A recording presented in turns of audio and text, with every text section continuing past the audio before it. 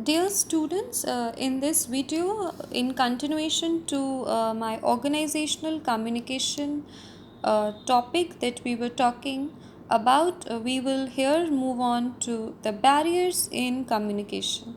So, what are the barriers or the problems or the root causes that we have in our communication that we do in at our workplace or in our day-to-day life, and because of which our communication process is not a success, and at times the message that is passed from the sender to the receiver is not delivered 100% accurately.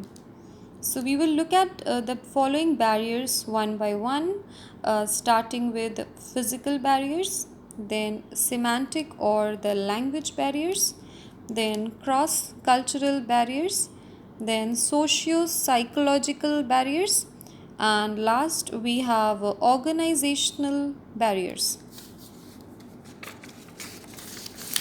So we will discuss each one of them in detail one by one, starting with a physical barrier. So by physical barrier we mean the barriers that are because of the disturbances in the environment that we are presently in. The types of physical barrier, that is the environmental barriers, can be noise, defects in communication. Noise, that is if you're having a background noise, like you're talking to someone and there is a loud noise or a traffic noise or any such loud volume noise, that because of it you are not able to communicate in the best manner and the receiver of the information is not able to hear you. So this causes a barrier in communication and is a physical barrier. Next you have the system, time and distance.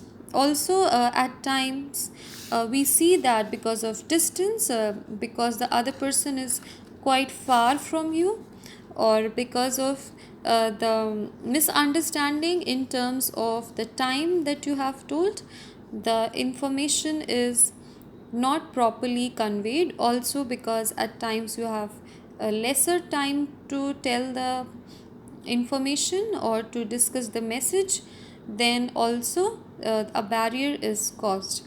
Then a wrong selection of medium, also like the choice of medium by which you want to communicate or give the message. Like if you are choosing a long conversation and that is important and you're using a telemedium or a phone call, the person might forget few points.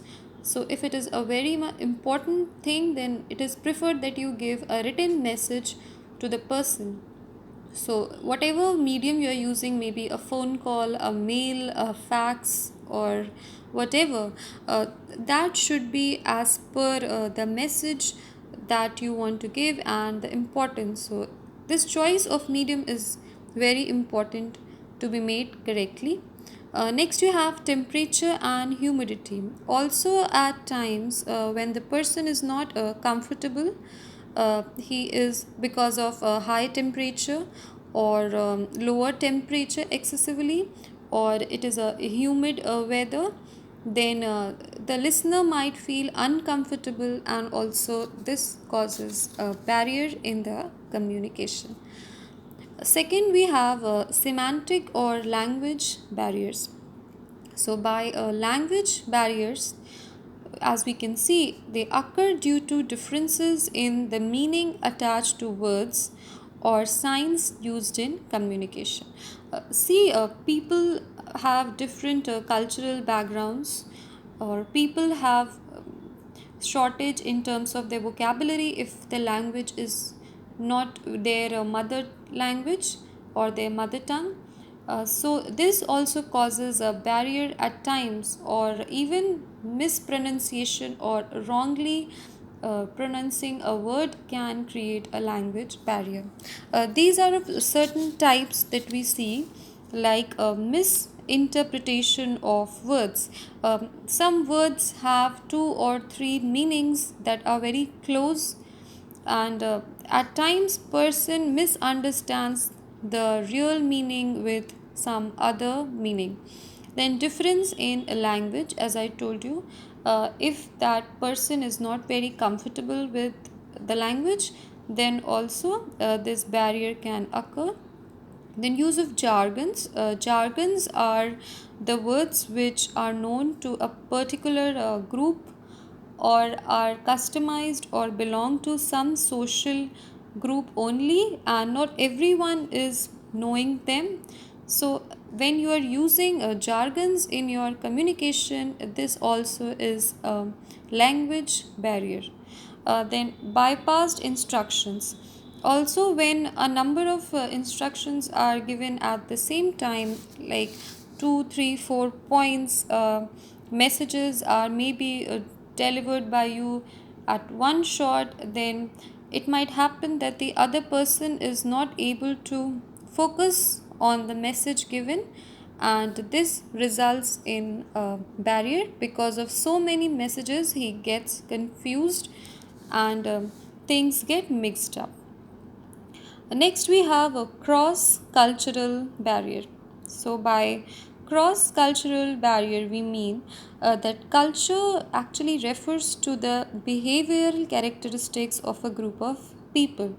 So, how one action is understood and how the meanings of the words are interpreted or the message is actually taken is because of a very much influence of the cultural difference that person belongs to.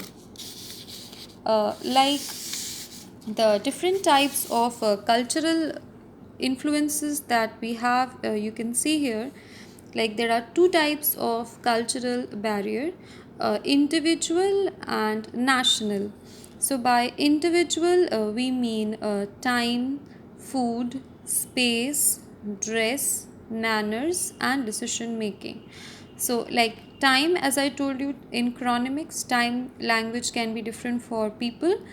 Food also, choices. Then space, how much space they are occupying, that is proxemics. That is then dress.